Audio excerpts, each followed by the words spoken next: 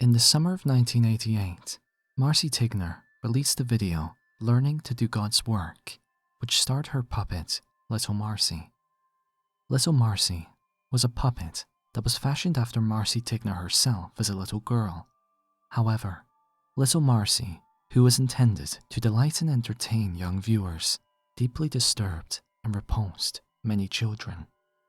The Little Marcy puppet was very old-fashioned, with a simple rod-armed base and an eerily realistic doll's head. A mechanism in her head allowed her eyes to blink, otherwise, you'd always be staring into her cold and dead-looking eyes. Her mouth was always open in a Joker-like smile, and only the lower part of her jaw was movable.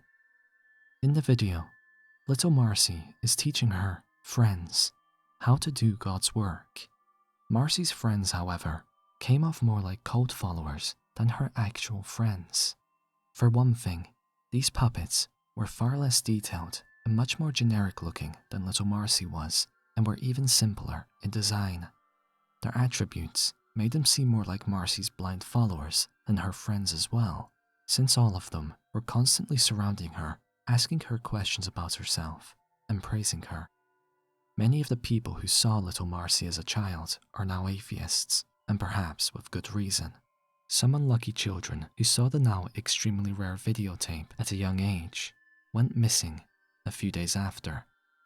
There were many investigations into the disappearances of those 10 or 15 missing kids, but as of 2011, no evidence has ever been found.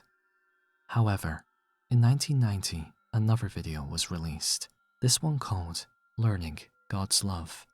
Hardly anyone knows it exists, and many Marcy fans claim that it was never officially released by Marcy Tigner. However, according to the few people who claim to have seen it, the video takes place at the beach.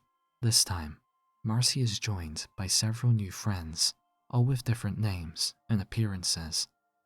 Strangely, the old friends from the previous video are gone with no explanation, and the 10 or 15 new friends' appearances match the hair and eye colors of the missing children incredibly accurately.